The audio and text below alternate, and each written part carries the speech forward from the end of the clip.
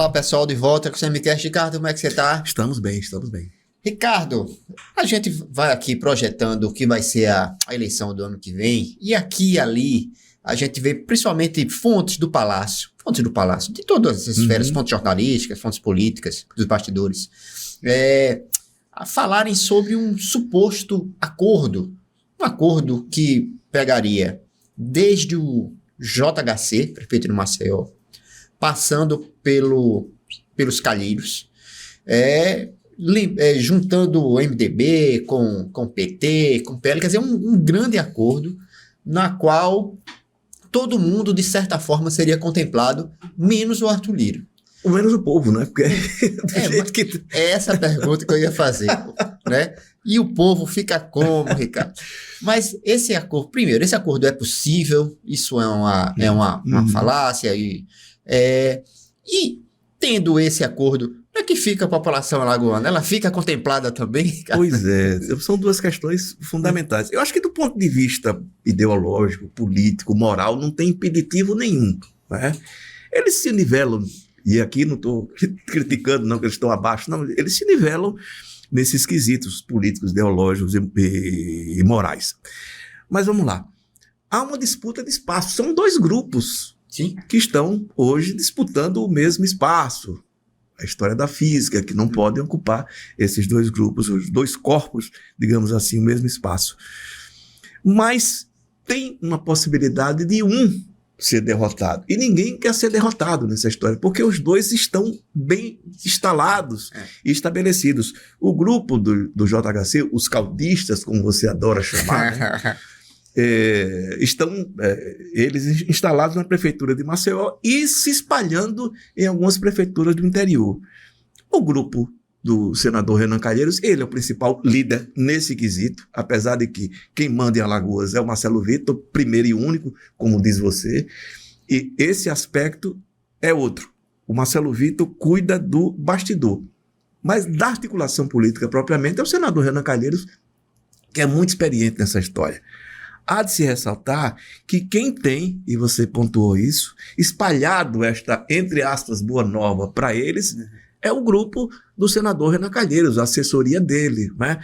Do Palácio também, né? Diz, olha, está havendo uma conversa e tudo está se encaminhando para uma grande aliança no próximo ano, em que o Arthur Lira ficaria de fora.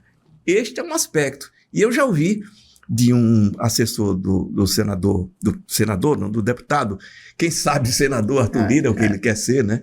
Que as relações dele com o JHC continuam amigáveis do mesmo jeito. Amigos nunca serão, não há amizade nesse meio, mas eles continuam muito próximos e essa relação política continua azeitada. Tem hoje em suspenso, né, um desfecho dessa história, que é a nomeação da doutora Marluce Caldas para o STJ. Enquanto isso não acontecer, não teremos com mais clareza, né, uma definição também dessa possível aliança. Eu continuo acreditando que não acontecerá. Sim. Mas se acontecer, vai ser muito ruim. Quando não há disputa, a gente viu Maceió, né, recentemente, né? A gente viu a disputa aqui em Maceió, JHC com 83%, no dia seguinte foi embora para Brasília. Quase que não pisa mais em Maceió, porque se sente absolutamente à vontade para dizer que aqui o eleitorado é meu. Por outro lado, você tem o senador ministro Renan Calheiros Filho, né, que é professor de Deus, como chamam os dele, né? Quem o chama de professor de Deus é a turma dele mesmo. Você imagina eles dois se juntando. E qual seria? Eu recebi uma chapa um dia desse, eu disse a você que me veio por um calheirista, que seria Renan Filho, governador, Eudócia Caldas, vice-governadora, JHC, senador, e Renan Calheiros, senador. Ou seja, contemplaria os principais nomes desse agrupamento. Marcelo Vitor vai continuar sendo Marcelo Vitor, presidente da Assembleia Legislativa, por mais 12 ou 15 mandatos, como presidente da Assembleia, né? e sem que ninguém o importune, mandando por lá. E mandando por lá significa mandando no estado de Alagoas, porque ele manda no orçamento. E quem manda no orçamento? O orçamento é dinheiro, gente, é grana. Ele distribui essa grana, Judiciário, Ministério Público, Tribunal de Faz de Contas, ou seja, e o próprio governo, né? Esse dinheiro é que consegue garantir essa harmonia entre os poderes aqui no estado de Alagoas. E ele vai continuar comandando isso. Mas do ponto de vista do atendimento aos dois grupos, JHC e Renan Filho, eles estariam contemplados com o poder. Se haveria depois uma reação, uma divisão melhor do bolo, né? Porque hoje esse bolo está concentrado nas mãos de Marcelo Vitor, é outra história. Eu continuo achando que não vai haver essa aliança. Mas se houver, ela vai ser muito ruim, porque você não tem disputa. E se não tem disputa, você não tem compromisso.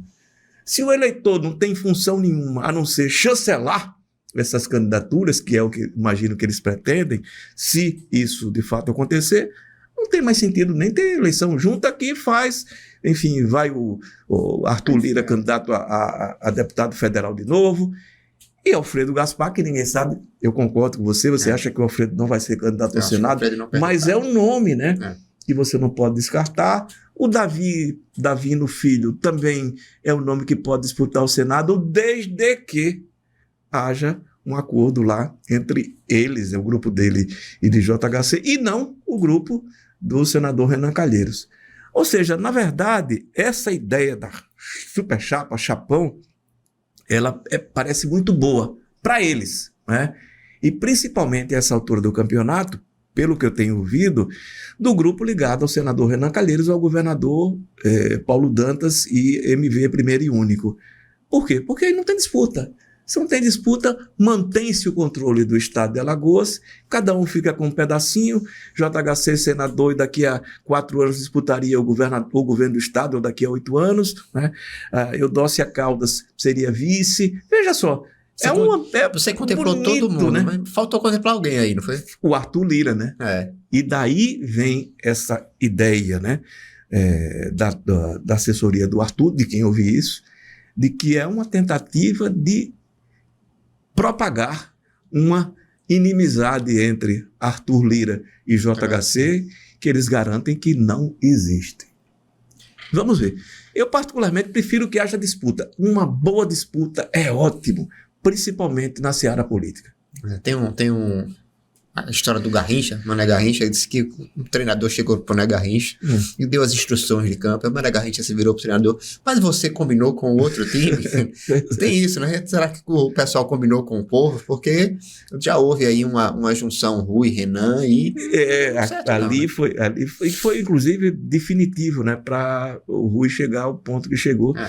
Que era um cara com potencial enorme, né, de crescimento quando prefeito, mas depois, ao se aliar, e no caso dele, ele não foi nem uma aliança, foi submeter, né, isso, ao grupo do senador Renan Filho, lembrando que o senador Renan Calheiros odiava e odeia ele, né, impediu que ele fosse o candidato né, do grupo, né, à prefeitura de Maceió, e chegou hoje à Câmara de Vereadores, está fazendo um bom trabalho, acho que é um papel importante esse de vereador de oposição, principalmente um cara com conteúdo, que ele tem conteúdo, né?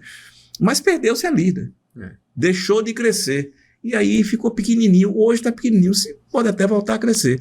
Mas vai precisar comer muito feijão, como diria o Carlinhos. É isso. E eu concordo com você, Ricardo. Eu acho que a disputa faz muito bem para a população. É ótimo, é importante. A disputa, o cara ganha a eleição aqui. Exatamente. Sou eu, seu rei, sou rei, sou rei. O pessoal até falando, porque aí até gasta menos na campanha para isso. Como se o problema fosse... Eu até fiz uma notinha, eu vi isso de vereadores da situação aqui em Maceió, que não querem que essa aliança aconteça, primeiro porque eles brigaram, né, com o grupo do Paulo Dantas, do Renan Filho, Renan Pai, né? Mas também porque o cara não fica tão valorizado do ponto de vista político. Se está todo mundo junto, se não tem disputa, exatamente, está resolvido. É isso, Ricardo. Ricardo, eu vou partir aqui para minha dica cultural. A dica cultural é uma das séries que eu mais gosto. que é Black Mirror. Ela chegou à sua 7ª temporada. Eu sei que você viu. Eu vi. Talvez não seja a melhor das temporadas, mas ela é muito interessante, como todas as outras. Então eu convido o pessoal a ver todas as temporadas, se você não viu. Nessa 7ª, eu pensei em um episódio, que é o primeiro episódio, que é um episódio que fala do povo comum, né? Família comum. Aquilo me impactou bastante, eu não vou dar spoiler. O Black Mirror, ele fala, é uma distopia. Ele brinca com a tecnologia, com a humanidade, com o futuro da humanidade. Às vezes erra, às vezes acerta. Cada episódio ele tem um começo, meio e fim, então você só não precisa ver a temporada toda, mas é interessante que veja. E a minha dica é essa, são 7 temporadas. Pra mim é o que há de melhor em termos de séries no streaming, é Black Mirror. Gosto muito. Dessa temporada eu vi, né? Eu ressaltaria aqui o 5º episódio. Tem um belíssimo trabalho de ator. Eu gosto muito, né, do trabalho teatral. É ali bem teatral, porque praticamente você tem um ambiente só, né? Mas é muito bom. O 5º episódio, ótimo episódio. Para mim foi o melhor. Você considerou o primeiro, enfim, tá dentro do jogo. A minha dica é a leitura desse personagem aqui, Mário Vargas Llosa. Eu trouxe esse livro em especial, apesar de que eu gosto muito dele como romancista, cometer aqui até uma como eu diria assim, um pecado, né? Eu gosto mais dele como escritor do que do Gabriel Garcia Marques, o que não significa que eu não gosto do Gabriel Garcia Marques, gosto muito, mas a forma do Vargas Llosa escrever, para mim, é mais inspiradora. Eu particularmente acho. Não estou comparando o escritor, porque não tem comparação. Cada escritor tem seu estilo. Esse livro aqui é um livro de ensaios e artigos.